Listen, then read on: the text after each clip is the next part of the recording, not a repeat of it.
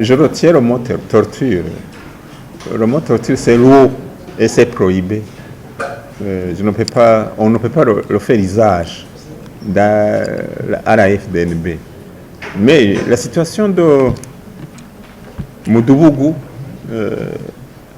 c'est un terrain qui a été toujours été exploité par les militaires lors des exercices variés de préparation de nos militaires à la défense de notre territoire, mais à la défense du pays. Depuis très longtemps. Alors, une fois commencé la mission de maintien de la paix en 2007, une installation permanente des militaires, des positions militaires a eu lieu et la population a suivi son mouvement ancestral à côté. Le terrain a été très convoité et des gens ont commencé à cultiver dans le domaine militaire, s'appropriant même des terrains. Raison pour laquelle il y a une commission de 3 ministres qui a été mise en place avec l'administration pour justement voir les voies et moyens comment régler cette affaire. Alors, ceux qui ont eu gain de cause, donc c'est-à-dire qui ont des parentés issus de cette localité, ont été rétablis dans les droits. Donc, on les a montrés ailleurs où ils doivent exécuter les travaux champêtres et autres. Mais que ce terrain reste réservé aux activités d'entraînement militaire pour la défense de notre patrie. Le militaire a besoin d'être entraîné comme il faut.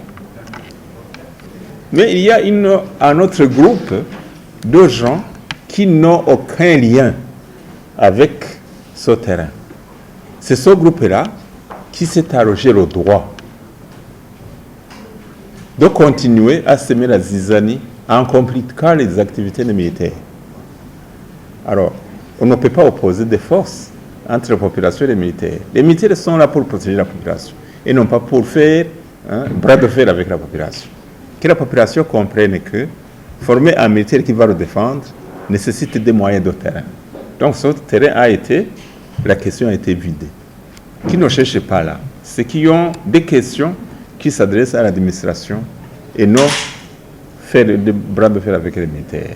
Mais si les militaires sont professionnels, exercent la fonction d'une façon professionnelle, pourquoi ils l'ont bien nommé avec la population? Pourquoi vous ne collaborez pas avec l'administration pour cesser ces conflits? Moi, j'ai toujours bien expliqué.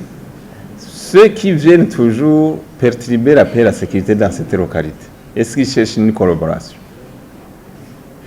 Donc, au lieu de s'adresser au commandement, ils vont faire bras de fer pour cultiver de force dans le domaine qui est réservé aux activités militaires.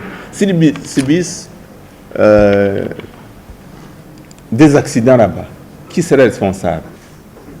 Qui serait responsable? Raison pour laquelle on les empêche en vue d'éviter des incidents inutiles. Donc, on a dit ceux qui ont des litiges qui se dressent à la population, à l'administration, et puis l'administration va parler avec le commandement.